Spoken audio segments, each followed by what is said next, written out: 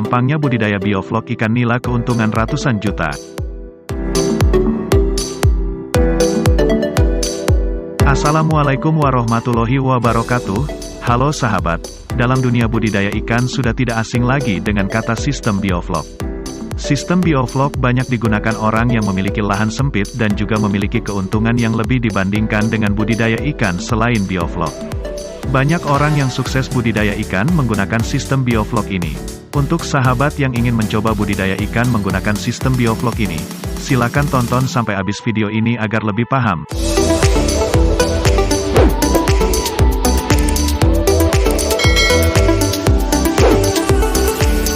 Penelitian dan pengalaman menunjukkan sistem bioflok memiliki beberapa keunggulan.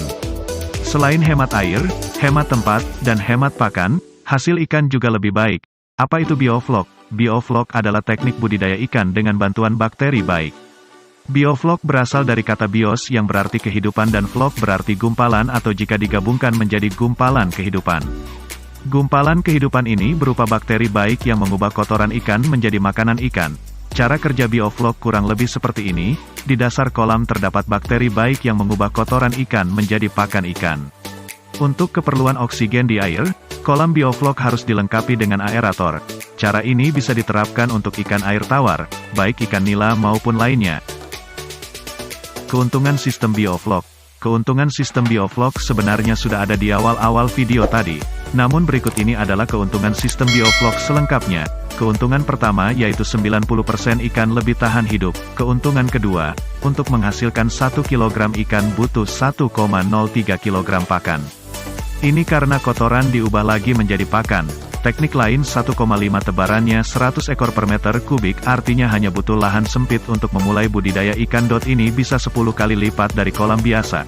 Keuntungan ketiga, yaitu ikan lebih cepat besar. Keuntungan keempat, yaitu waktu peliharaan singkat, hanya 2 hingga 4 bulan. Keuntungan kelima, tidak perlu repot sering ganti air. Keuntungan keenam, tidak bau karena kotoran ikan dimakan oleh bakteri baik.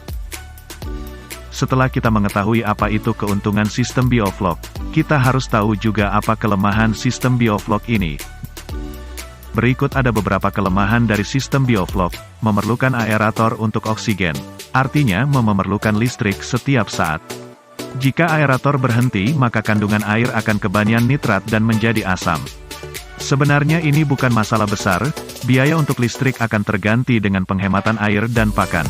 Memerlukan ketelitian dan ketekunan untuk mengontrol kadar nitrat, kadar pH, dan jumlah bioflok. Apakah terlalu pekat atau tidak? Ini juga bukan masalah karena yang namanya usaha pasti butuh ketekunan dan kerja keras. Bagaimana cara budidaya di kolam bioflok? Cara paling gampang adalah mencari orang yang jualan kolam bioflok, kemudian memintanya untuk memasang di lahan sahabat. Setelah itu mintalah petunjuk cara merawatnya, cara memberi pakan, dan sebagainya. Carilah penjual yang punya pengalaman sendiri dengan bioflok. Hasilnya akan lebih bagus daripada dikerjakan orang baru. Cara kedua adalah membuat sendiri. Sahabat bisa memilih penjelasan melalui video atau gambar untuk langkah-langkahnya. Cara membuat kolam bioflok adalah seperti ini. 1. Siapkan lokasi kolam, kemudian buat bentuk bulat. Untuk kerangkanya, sahabat bisa menggunakan besi kawat atau apapun yang kuat. Untuk tingginya sesuka Anda, biasanya 1,2 meter. Saat membuat kolam sahabat harus memastikan ada 3 elemen berikut yaitu, keran untuk memasukkan air, saluran untuk pembuangan guna menguras kolam dan membuang kotoran sesekali, selang aerator 9 buah atau 10 liter per menit.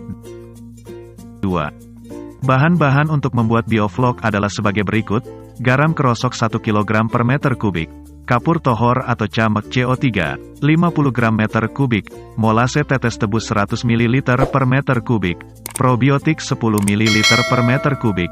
Masing-masing bahan dimasukkan ke dalam ember berair, kemudian dicampur lalu dimasukkan ke dalam kolam. Lakukan ini secara bergantian, harus diingat, ini bukan semua dicampur jadi satu. Campur garam kerosok dengan air, lalu masukkan ke kolam, lanjut kapur tohor dan seterusnya. Biarkan bioflok selama 10 hari, ini untuk merangsang bakteri baik hidup. 3. Menebar benih ikan nila dan memberi pakan. Masukkan ikan nila ukuran 7 hingga 8 cm. sebaiknya yang monoseks saja atau jantan semua. Pemberian pakan dilakukan dengan dosis 2 hingga 3% per bobot massa per hari. 4. Merawat bioflok, kontrol kadar pengendapan, sahabat bisa menggunakan tabung Imhoff berbentuk kerucut. Ambil 1 liter air bioflok untuk dites. Jika endapan lebih dari 50 ml, hentikan pakan pelet. Apabila air sudah sangat keruh, silahkan buka saluran pembuangan di bawah. Keluarkan airnya kemudian tambahkan lagi air dari atas. 5. Panen bioflok. Kapan panen bioflok dilakukan? Panen ikan dengan sistem bioflok ada yang 4 bulan, ada yang 2 bulan, ada yang 3 bulan. Tergantung sahabat ingin menjual seberapa besar. Untuk usia 4 bulan biasanya berat ikan sudah mencapai 200-250 gram. Sekilo isi 5. Sahabat bisa langsung mencoba memasarkan nila hasil panen. 6. Berkumpullah dengan komunitas bioflok.